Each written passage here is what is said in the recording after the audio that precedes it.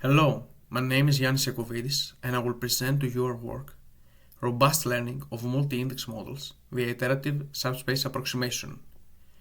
This is joint work with Elias, Daniel and Nikos. First, let's start with what is a multi-index model. A function f is called a multi-index model if its value essentially depends only on the projection to a low-dimensional subspace.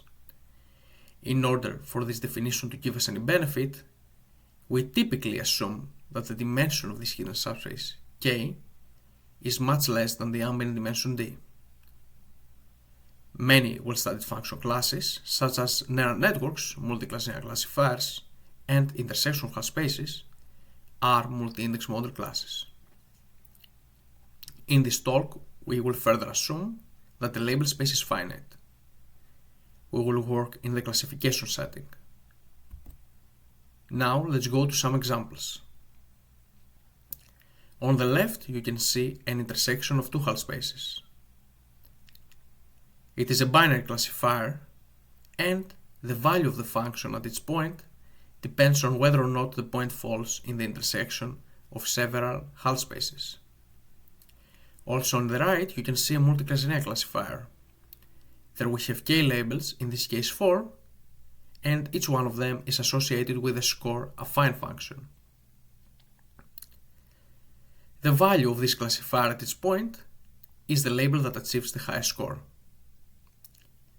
Furthermore, on both of those examples, the output of the function depends only on the inner product of x with k vectors wi, where k represents either the number of Hall spaces or the number of labels. Therefore, both of these functions are multi-index models and the dimension of the hidden subspace is less or equal to k. Now let's go to our setting. We will work in the agnostic label noise setting, and that intuitively means that we will observe examples x, y, where x is drawn from a distribution and y equals to f of x except an opt fraction of the samples. We will further assume that the marginal on x is the standard Gaussian. It is a very important problem to move beyond the Gaussian. However, for the problems that I will show to you in this talk, we have a limited understanding even for the Gaussian. There we know that learning even a single Hall space to optimal error needs d to the poly 1 over epsilon complexity. We will aim for a more relaxed error guarantee that is close to optimal and gives us a fixed polynomial dependence on the dimension. And specifically, we'll aim for the following goal. Given n, that is a polynomial of the dimension times a potentially bad dependence on the other parameters, we would like to design an algorithm that runs in polynomial time and outputs a classifier that is comparable with the best in class. And that means getting error less than a small function of k times a small function of opt. Our main result is the following. We can design a dimension-efficient, robust learner for a broad family of multi-index models, and moreover, we can prove that this learner has a near-optimal dependence on the dimension amongst SQ algorithms. The implications of our general theorem are the following. For the class of multi-class linear classifiers, we can prove that d times 2 to the poly k over epsilon samples suffice to get error of opt in polynomial time, and for the class of intersections of Hall spaces, a similar complexity suffices to get error k times o tilde of opt. Now, for intersections of Hall spaces, we improve on prior work on the error guarantee. Specifically, prior work had an error guarantee that had a very large root of opt, while our work has a dependence on opt that is essentially linear. For multi-Classerian classifiers, it is known from prior work that this class is efficiently learnable without noise using linear programming. And for the binary case where k equals 2, we have a very good understanding of how to learn with noise in the distribution-specific setting. However, for more than two labels and any type of noise, agnostic or RCN, nothing was known prior to our work algorithmically. Now, let's provide a sketch of how our algorithm works. A standard approach to make such results is to first approximate the hidden subspace W and then do a brute force search over this approximation. And these dimension reductions are typically done by finding directions for which there exist polynomials that correlate with the label. The complexity of this approach depends on how high of a degree polynomials are we using. However, the approach that I have shown you here has some limitations. The polynomials have to correlate with the labels over the entire space, and the method needs to be essentially done in one shot. And this can force the degree that we need to be very large. We will consider conditional moments and an iterative method. Now, let's look at multi-Classerian classifiers, which is the class that we will base the rest of our talk over. The starting point of our algorithm is the following structural result that states that there exists a sufficiently large constant C, where if a multi-Classerian classifier f is not C opt close to being constant, then there exists a label that its first moments have a non-trivial projection to the hidden subspace. Hence, if we have no good constant approximation, there exists a non-trivial first moment which the adversary cannot hide, and hence we can recover one relevant direction. Now, the big question is, how do we recurse? How do we find more directions? And let's imagine that we have taken first moments and we have found this cyan vector right here. What we will do is that we'll go across this direction and we will partition the space into sufficiently thin slices. Now, if the slice width is sufficiently thin, on the perpendicular space it will look like we have a multi-Classerian classifier and the standard Gaussian all over again. Hence, we can apply the lemmas that I showed you on the previous slide, and if we have no good constant approximation in each one of those slices, we will be able to recover one more relevant direction. And if we do this over and over again, we will capture more and more of the hidden subspace, and at some point each one of those cells in our partition will have a good constant approximation. And this is exactly the first attempt to our algorithm. We start by initializing an empty list of vectors, and for t iterations we partition the span of this list into sufficiently thin cubes. Now, in each one of those cubes we take the first moments and we add them to our list. In the end, we will partition the span of our list into cubes and return the function that outputs the most frequent label at each cube.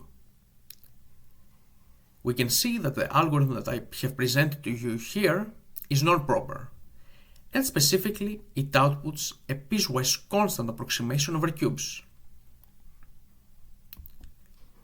By the arguments that I have shown you on the previous slides, we can prove that if the number of iterations is sufficiently large as a polynomial of Kane 1 over epsilon, then if we take enough samples to estimate all those expectations accurately, the classifier that will be returned will have error of opt. Also, an important point here is that we do not recover exactly the hidden subspace. We could get a bigger one that contains all the necessary directions to get good error, plus a few noise-driven directions. However, if at iteration t the dimension of the current subspace is kt, then we will need exponentially to the kt many cubes in order to partition the space. And this can make us add exponentially many vectors in the next step, and will lead to a power tower dependence. Luckily, we can construct a pruning step that adds only a polynomial number of vectors. And this is exactly our final algorithm, which will have replaced the vector addition step with first pruning the directions and then adding them. However, I have promised you a general algorithm, and the question we need to ask ourselves in order to do this is: what properties of the function class have we used? And I argue that we have used only two. One, the existence of correlating moments over cubes, and two, the existence of an efficient piecewise constant approximation. For the existence of an efficient piecewise constant approximation, we will assume that we have bounded Gaussian surface area. Essentially, we need such an assumption even if we have recovered the relevant subspace. We need that our function is sufficiently smooth. For the existence of correlating moments, we will make the following assumption.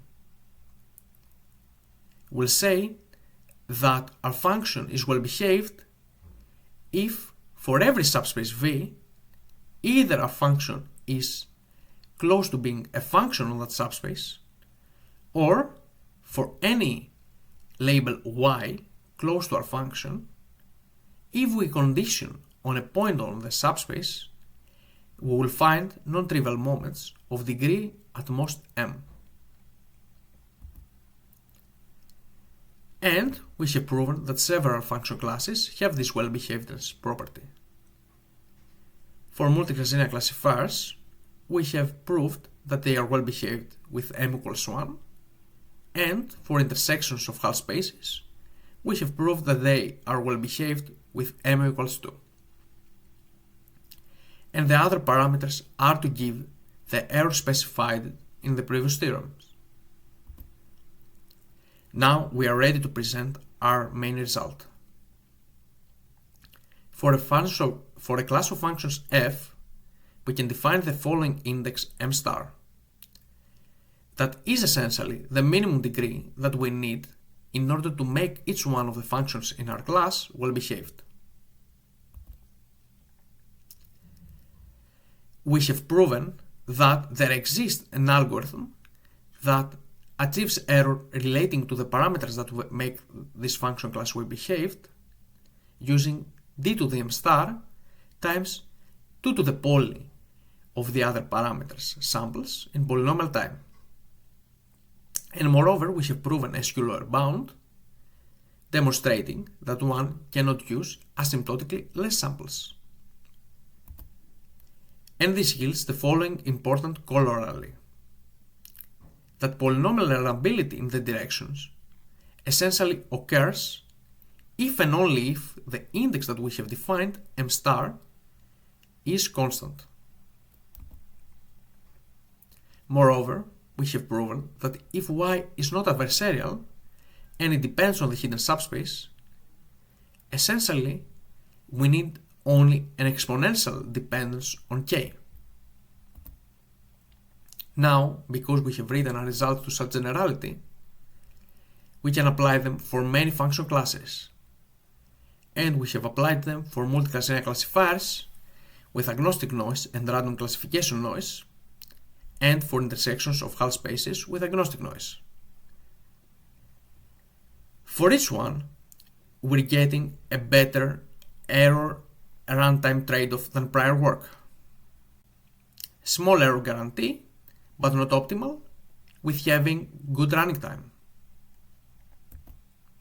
Now, since our work first appeared, there has been more progress on learning multi-index models. Specifically, it has been shown that similar techniques can be used to learn real-valued multi-index models. And these results have been applied for real-valued classes such as neural networks. I conclude my talk with some concrete open problems. First, our dependence on epsilon and k is not very good. Could we get a better one for multi-class linear classifiers? Or could we improve our error guarantee for intersections of Hall spaces? And finally, how can we learn memes beyond the Gaussian? Thank you for your attention.